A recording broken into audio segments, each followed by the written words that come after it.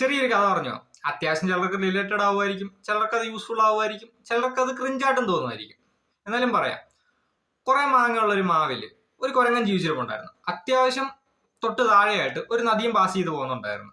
അതിനകത്ത് കുറെ മുതലുകളും ഉണ്ടായിരുന്നു. അതിനകത്തൊരു മുതലേ ഈ ഒരു കുരങ്ങനും തമ്മിൽ ഭയങ്കര കമ്പനിയായിരുന്നു. ഈ പറഞ്ഞ കുരങ്ങൻ അതിന് മാങ്ങയൊക്കെ ഇട്ട് കൊടുക്കുകയൊക്കെ ചെയ്യും തിന്നാൻ വേണ്ടിയിട്ട്. ഭയങ്കര കമ്പനിയായിരുന്നു. കഥയാണ്, ലോജിക്ക് നോക്കണ്ട. അങ്ങനെ ഇരിക്കുകയാണ് ഈ മുതലുള്ള പെണ്ണുമ്പിള്ളുണ്ട്. ആളിച്ചിരി വിശക.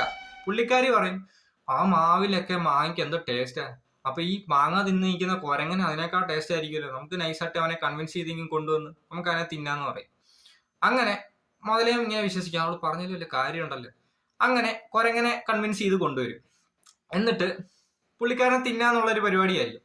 ഈ കുരങ്ങനാ ആള് പുള്ളിക്കാരെന്ന് മനസ്സിലാവും. പുള്ളിക്കാരൻ നൈസായിട്ട് സ്കൂട്ടാവും. സംഭവം ഇത്രേ ഉള്ളൂ. ഇതിനകത്തൊരു കാര്യം പറയാൻ എന്താന്ന് വെച്ച് കഴിഞ്ഞാൽ, നമുക്ക് നല്ലത് വരുമ്പോൾ എല്ലാവരും കാണും. പക്ഷെ അത് നമ്മുടെ നല്ലതിന് വേണ്ടിയിട്ടായിരിക്കത്തില്ല. കുറെ പേര് നമ്മളെ പിഴിയാൻ വേണ്ടി മാത്രമായിരിക്കും വരുന്നത്. അത് നമ്മൾ മനസ്സിലാക്കി നിൽക്കുക. പിന്നെ വേറെ ഒരു കാര്യം പറയാനുള്ളത്, ഈ പെണ്ണുമ്പിള്ളയുടെ കാര്യം പറഞ്ഞല്ലോ, അതേപോലെ കണ്ടവരുടെ വാക്ക് കേട്ടിട്ട് നല്ല സൗഹൃദങ്ങളും നല്ല ബന്ധങ്ങളും ഇല്ലാതാക്കാതിരിക്കുക. അത് നമുക്ക് തന്നെ നല്ലതിനായിരിക്കത്തില്ല, നമ്മുടെ ദോഷത്തിനായിരിക്കും. ഇത്രേ പറയാനുള്ളൂ. ജസ്റ്റ് ഒന്ന് മനസ്സിൽ വെച്ചാൽ മതി. Okay, by.